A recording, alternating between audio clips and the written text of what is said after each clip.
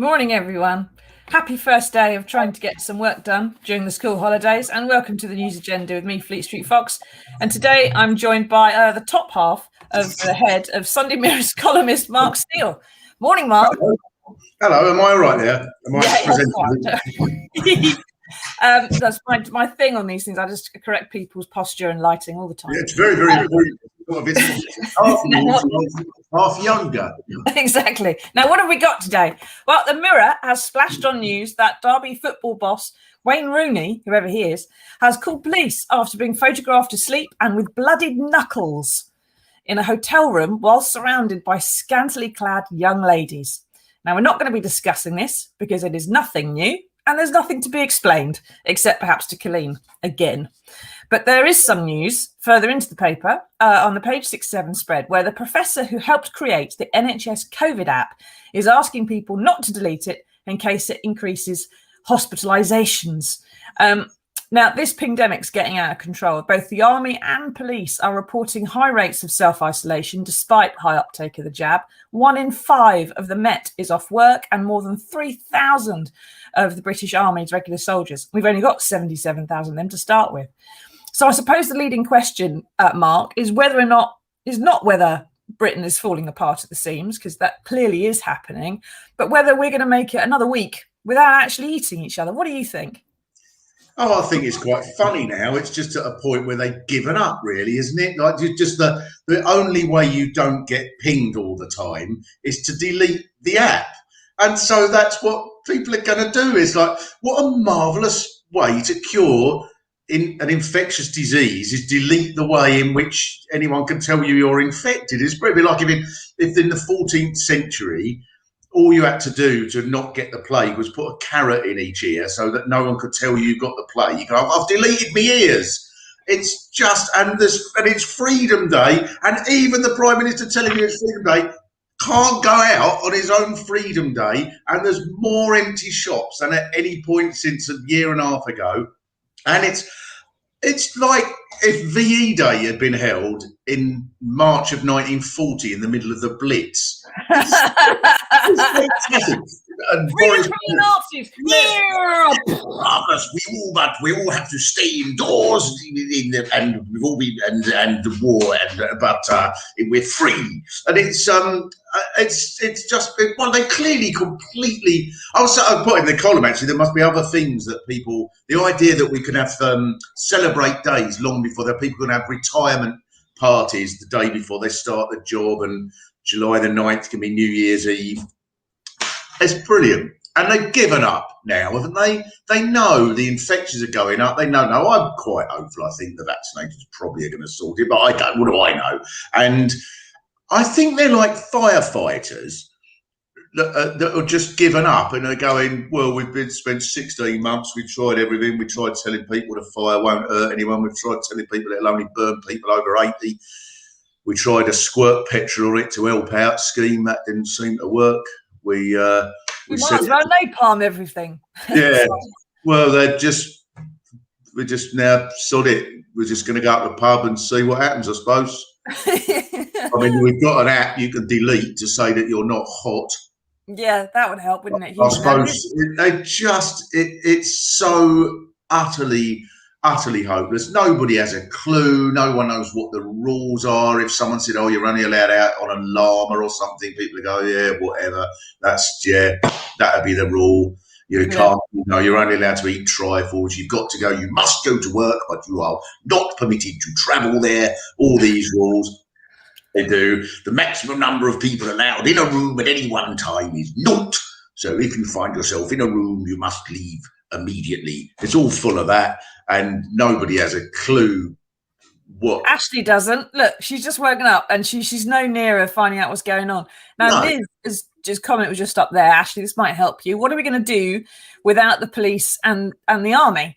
Because if they do start isolating, it's time for the Walking Dead. Pretty much, it's kicking in. Although the army does have high vaccination rates, so hopefully there won't be any more than the 3,000 who presumably. That is possible. That is possible. That the next, when they give all of the figures, on the news of the day, they go, oh, and there's now 46.8%, the 46.8 million have had the first jab and so on, and there was 39,000 infections. So this is good news going up. And the number of zombies has increased to 9,000. but the government, the special zombies has said that this is encouraging, as it's not risen as much as in as expected, and so please stay 2 meters away from the undead. Maybe they should actually just tell us how many police officers are isolating and how many are at work today, because I think it would help an awful lot of us, especially help the burglars knew what they were going to do with their day. Now, Sharon says, they wear masks though, bless them, don't they? At least they do. I saw one yesterday with it under his chin. Exactly.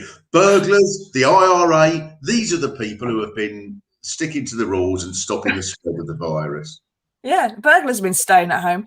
Now, morning, do you think we'll end up, says Sharon, back in some kind of lockdown in 5 weeks' time as the virus is going up again? I think, Mark, there's been some drop in the infection rate, but that's nothing to do with Freedom Day. It's because people were probably ignoring Boris Johnson.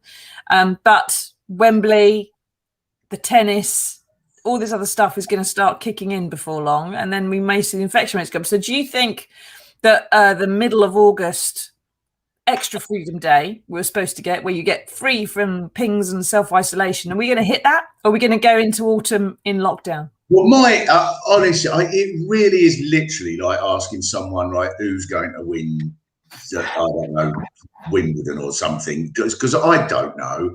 I think personally that, oh, look, these glasses snapped. I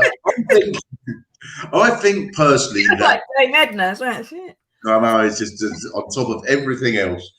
I think personally that probably the vaccinations are going to do their job, but I don't know if this is just because I want this to happen, and I suspect that it'll be all right, and then we'll get to a point where the only way in which you're likely to be seriously ill is if you haven't been if you haven't had both vaccinations. The very young seem to be all right from it at the moment, and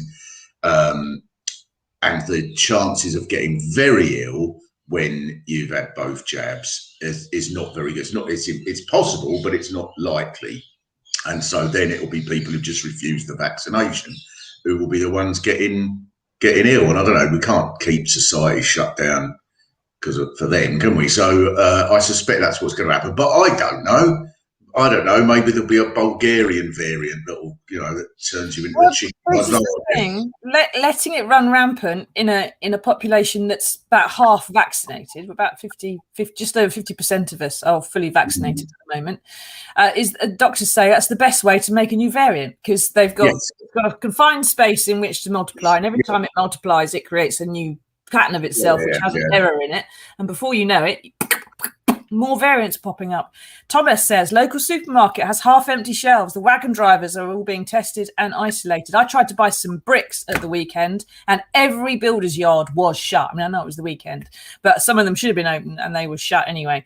Now, 1 in 5 people, apparently, who have the app have turned off the pings, unsurprisingly. So I don't know why they've still got the app. 1 in 10 have gone a step further and actually deleted it altogether. And there were absolute scenes in Trafalgar Square yesterday, which show an awful lot of people have abandoned face masks and social distancing, at least during a drunken fight. Now, Mark, are we right to be more relaxed about this, or is all this sort of thing here just paying far too much attention to the Prime Minister? What do you reckon? Were you there? Is this the rally? Yeah. Well, I sort of was and wasn't there. No, of course I'm not there. I think the anti-vaccination people are completely right. I'll say wrong, but that is the lowest of the scale of strength of word, I would say. I think they're nuts, and I think that you don't know what's in it. And then they drink water that's gone through pipes that were laid at the time of Queen Victoria, and they eat bloody Monster Munch bloody stuff that's probably deliberately had stuff, probably has put stuff put in it to make you mad, and all of this stuff. It's completely bonkers. I was saying actually, I'll say, well, my mum, to be honest, you know, there's people who say there's no, that Bill Gates is putting microchips in it. I did think at one point, well, no, my mum, when she was one of the first people, she's in her 90s to have a chip, and she was all right for the afternoon, but in the evening, she did go knocking on all the doors in her street trying to sell a Microsoft Windows package. 69.99. So no, then so it's bonkers. But that man you can see there is called Mark Steele, is his name, and he's become a hero to the anti-vax, 5G, all this stuff, all the madness. I don't know what he says, but it's all that. He's with David Icke. He's reaching a sort of Ikean level of sort of hero worship for the sort of people who go to these things, and people think it's me. I'm now having to sort of spend most of my time. I'm going to have people coming up to me and shaking their hand and say, thank God people like you are telling the truth, Mr. Steele, about the microchips put in the vaccine and the queens of man from Saturn. Well, I suppose on the plus side, it might mean that people who attend these rallies think that Mark Steele with an E there, if they think that he's you, they may think the whole thing's an act and it's supposed to be funny. And they might not take it seriously. Let's hope so. I noticed that when was that rally? Saturday. I noticed, I don't really sort of look at the numbers on Twitter for all that much, but I noticed that I did notice this, that in the hours after that rally, I got 1,000 new followers on Twitter, and I think, oh no, that's probably all his followers going, yes, at last we found him on Twitter. And then they were going, stop going on about strange towns. Tell us about how geese are all from the planet Venus, and they've all got chips in, and they're all spying on us. Tell us about you should a pin tweet saying, I'm not that Mark Steele. I'm the other one.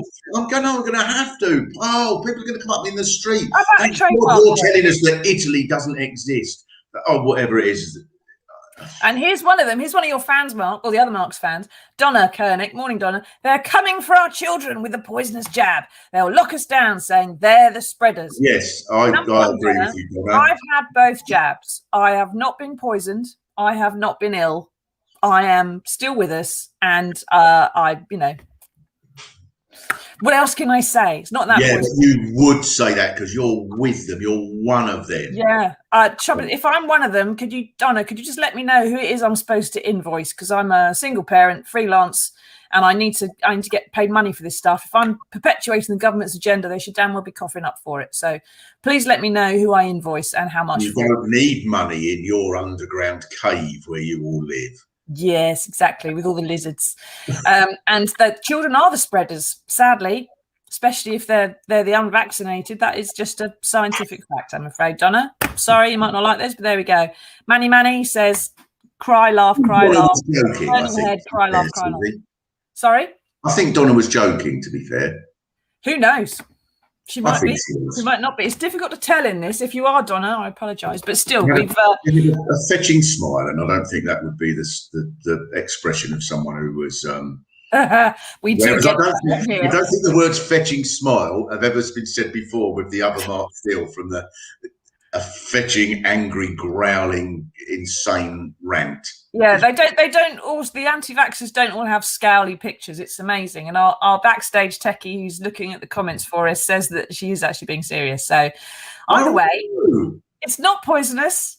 And I've had my jabs. Mark, you've had your jabs. So we're still here. Anyway, keep asking us your questions. How do you feel about the pingdemic? Have you been told to isolate? Have you turned the app off? Have you turned it on? Have you never had the app? I've never had the app because I live in a hole in the ground, and so I've never been out in the last 18 months. I haven't bothered getting the app. The professor who made the app, helped make the app, says don't delete it, and that a system of testing and release would be a lot better. So if you come into contact with someone, you get pinged, you get tested, and then you can be let out if you're clear. But it's worth pointing out that would still take a few days because the test to release would be a laboratory-based PCR test. So it takes a while to send that off and get the results. And elsewhere in the paper, Labour Deputy Leader Angela Rayner has revealed that she had to lend cash to her 24-year-old son, who has 2 kids of his own, in order that he could isolate, because statutory sick pay is so low. It's £96.35 a week, which works out to £13.67 a day for your food, your heat, your light, your electric, your roof, and your children and everything else. And that's for 10 days. Imagine in some jobs you might get pinged repeatedly. Pretty difficult surviving on that for any period of time. I couldn't survive on it. Don't know if you could, Mark, but how long do you think the Prime Minister could survive on £13.67? Well, I think he'd be all right. £13 a day. So that would it'll be about, what would it be, 67 in only 67 days. If he saved it all up, he could buy 1 roll of wallpaper. Well, that'd be all right. That's all he needs, isn't it? He's never bought a new suit, not in the last 2 years, despite apparently repeatedly losing multiples of stones of weight and definitely not eating cheese anymore. Chinny Recon. He's never bought a yeah, exactly. Yeah, you explain that. He goes running, he goes cycling, and he's the same weight because he's not human. Wake up. I think he's just a liar, to be honest. He can't help himself, to be honest. He is a liar. Can we say he's a liar in this forum? Because I did think that was one of the Commons. That was one of the most magnificent sort of philosophical problems there. When Dawn Butler in the House of Commons said Boris Johnson was a liar and she was thrown out. This is a serious problem because Boris Johnson clearly is a liar. So that would mean in the House of Commons, if you were asked, is Boris Johnson a liar? You can't, if you say no, he's not a liar, you would be thrown out for lying. But if you say he is a liar, you're thrown out for saying he's a liar. So this means that the House of Commons can't, we're ungovernable. Well, I'm not sure, Mark. I don't think you get thrown out of the House of Commons for lying, because I've seen an awful lot of lies told in the House of Commons and they all seem to stay in there afterwards. So I think the House of Commons is one of those places you are allowed to just get away with it and people go, well, it sounded right. Well, it doesn't sound right, you say, but even Boris Johnson would go, of course I'm a liar, I'm brilliant at it. And then we would have to, that's if we trick him to say that, that's probably how we get rid of him, is it? Maybe, who knows? But strangely enough, in the House of Commons, that's one of the few places that you can break the law and some of the things you're saying. For example, you can breach a super injunction, as happened a few times years ago. You can say things without risk of being sued for defamation. So you can say stuff that you can't prove per se. You can say, I've got no evidence of the fact that the Queen is a lizard, but the Queen's a lizard, right? And you can say that in the House of Commons and no one's going to sue you for it. Can you break other laws like bank robbery? Can you do that? Can you still have the right to hide in a church? If the police are after you, you can seek sanctuary, can't you? You used to be able to do it in Westminster Abbey. I think you still can. And it all depends if the Abbey wants to have you in there. So I think bank robbers, they'd probably turn you away at the door. But, Queen's in exile, you probably get allowed in. Now, PJ says, sorry, but historical ramblings there. And then there'll be a royal wedding and there'll be, who's this bloke in the corner? Well, he robbed a bank. He's coming here for sanctuary. He won't leave. Someone who had the same name as him was at a protest once. He's never calmed down, so he's just sitting in a corner rumbling to himself. It's not really about this. You saw the picture of him. I don't want to look like that, even if he was sensible. I think we're going to see a trademark action before the end of the day, folks. Now, PJ says it's not about being allowed to call someone a liar in Parliament. It's about not being allowed to lie in Parliament. So I think you're not allowed. You're actually not allowed to call someone a liar. You can say someone is misleading. You can say someone has misled the House. That is the parliamentary rule. But you're also not allowed to lie. But they do. So it's very confusing and esoteric. Michael says, can you tell us a politician that is not a liar? The ones that aren't in power. There you go. It's usually I don't agree with that. I think that lots of politicians I don't think it's necessarily true that all politicians are liars. It depends what sort of politician. I don't think Caroline Lucas is a liar. No, I think there are some Tories that I've dealt with on the backbenches who are very fine, upstanding, principled people. I entirely disagree with, but they're very principled people. So they're not all liars. But I think those in power, once you're in government, you have to be cute with some of the way you phrase things. So it can look like lying when it is actually being precise. And that's bonkers. This is how we're governed with this stuff. I was looking up for the podcast. I was looking up the rules of what there was all words like blackguard and rapscallion and these sorts of words that are not allowed. So they're the words you're not allowed to call someone. They haven't updated this since 1688 or whatever. It's magnificent. This is how we're ruled, with sort of valets wandering around with garters and stockings and powder in their hair and carrying people on velvet cushions with golden envelopes, and Black Rod dressed all in black, half bondage, half ISIS, banging a stick on a wall. This is how we're governed. Half ISIS. That's where it does. Isn't he? Black Rod is. He does. Dressing like ISIS. It was. If you saw a picture of them in Syria, and they do look very. That's probably where they got their inspiration. There's probably a Black Rod brigade. Right. In the Islamic Caliphate. Speaking of brilliant British traditions, we're going to move on to the next story.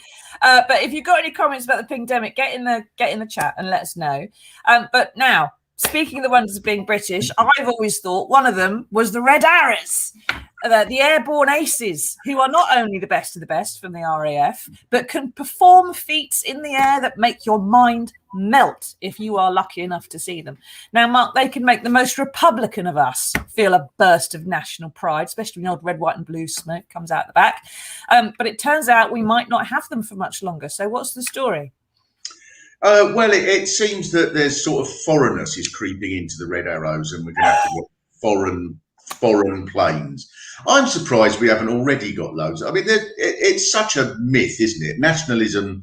Yeah, I'm not entirely opposed to all nationalism. I think there's a jollity to it. Sometimes there can be, but I think that any nationalism where people really do start to feel, no, we're better, especially the British sort, because we had an empire and everything, so we're encouraged to think that we're naturally superior because we're Britain and we have the right weather and the right sort of animals. We don't have scorpions like other countries that haven't learned how to be proper countries. Everything about Britain is naturally better, and so the Red Arrows, it's a symbol of that, and now they're using foreign bits and foreign planes. I'm surprised it's not already the case, because, of course, the world we live in and everything, and as many people point out, all the symbols of Britain, from St. George, who was Turkish and so on, all of these things are foreign. And now I'm surprised that Red Arrows haven't already been foreign, but now they will be. And so that's going to make it more British. Our national food is curry and so on. I actually think it makes it more British to have foreign Red Arrows. Take the rest of the planes from abroad. Now, Robbie says there's nothing British in Britain anymore. Just a quick reminder, Robbie, there's no such country as Britain. We do all say it, we do all use it, but this is the United Kingdom of Great Britain and Northern Ireland. I think Robbie was Northern Ireland, then it's Great Britain, and if you want to include all the islands in this area, it's the British Isles. There is no country such as Britain. I think Robbie was joking as well, Susie. If you look at his picture, he's got a nice sort of pride rainbow around He's him. had his COVID jab, he says. So Yeah. He's had his jabs, but he thinks there's nothing British in Britain. Maybe there isn't. I don't know. I'm part Swedish and Danish and Irish and God knows what, which makes me a bit British, if you ask me. I'm also descended from a long line of peasants, English peasants. Kent peasants, yeah. Yeah, Kent peasants. Swing on that, yeah. Now, there is some Red Arrows are regularly threatened with cuts and so on, usually by the MOD, who says, well, look, if we're going to pay for the warships, we have to get rid of the Red Arrows. Lucy, I love Britain, who doesn't, especially Mark. But they're totemic, the Red Arrows, so they are always saved in the end. It's part of a negotiating tactic, I think, in the MOD. But if the maker BAE Systems does stop making the Hawk jets, which they use, which is what the story is about, we might have to rely on some foreign planes in order to look British when they fly up the Mall, which would be, well, suboptimal if you're the Queen, I would have thought. Doesn't bear thinking about. Now, Labour's found a good issue. That's a Labour story, and they found a good issue there that I'm sure they'll be able to whack the government on quite a bit. But we have some good news. There is some good stuff going on in the world, and here it is.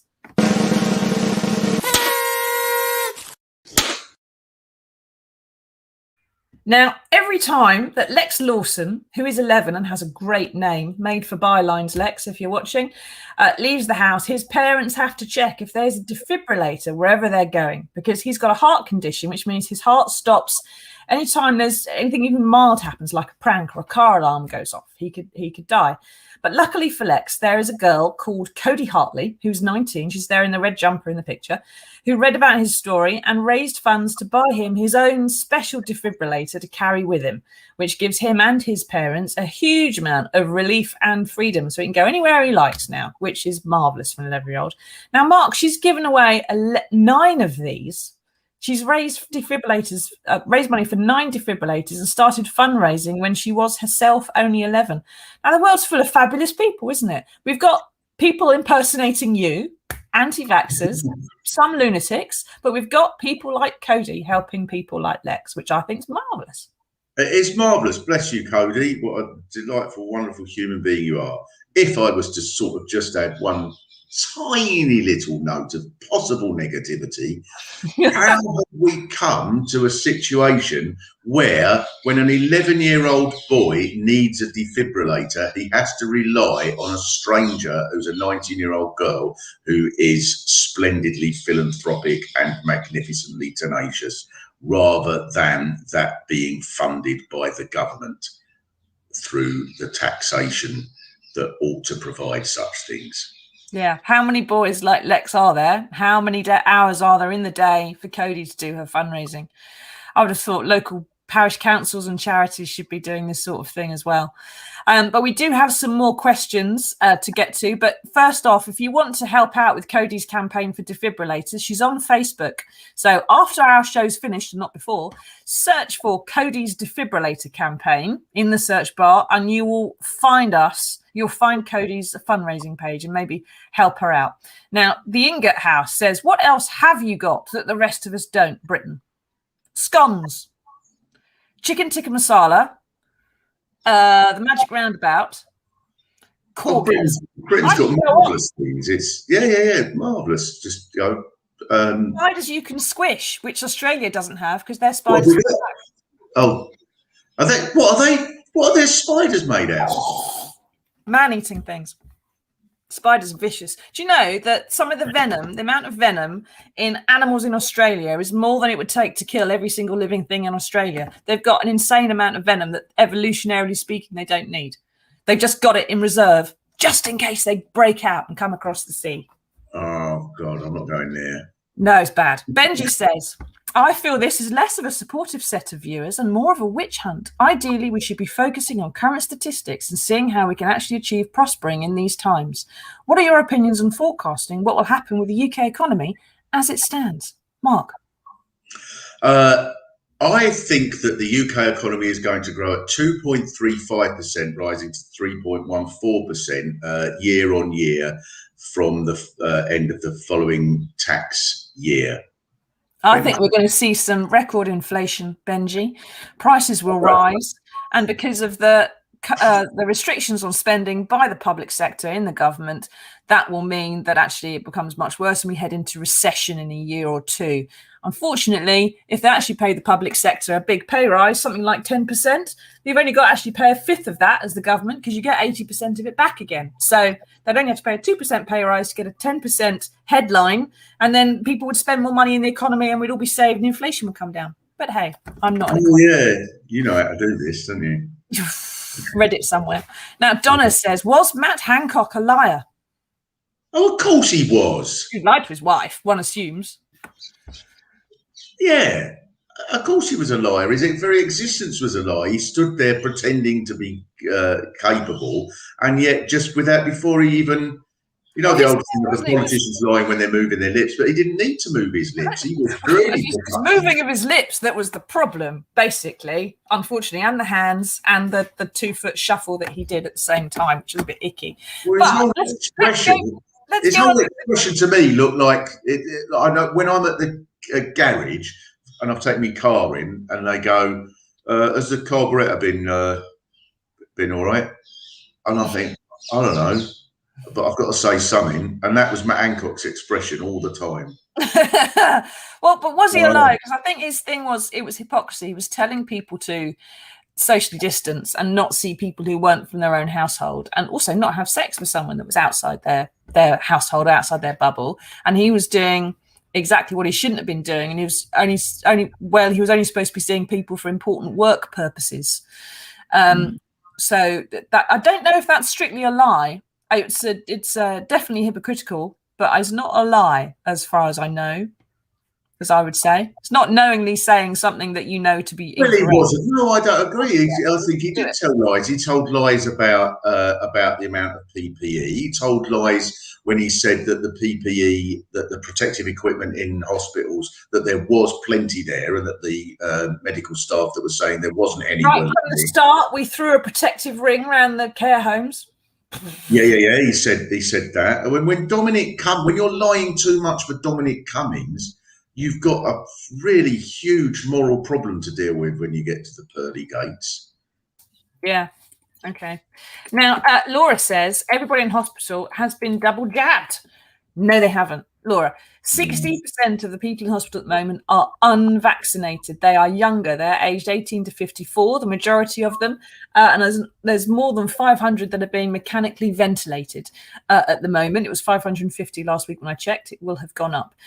So unfortunately, that does mean 40% have had some sort of vaccination. They've had one or both jabs. And as we know, the vaccination doesn't fully protect you. It just makes it less likely you're going to die and less likely you're going to transmit. So it is a good idea to have the vaccination and a good idea to have both of them, especially with the Delta variant.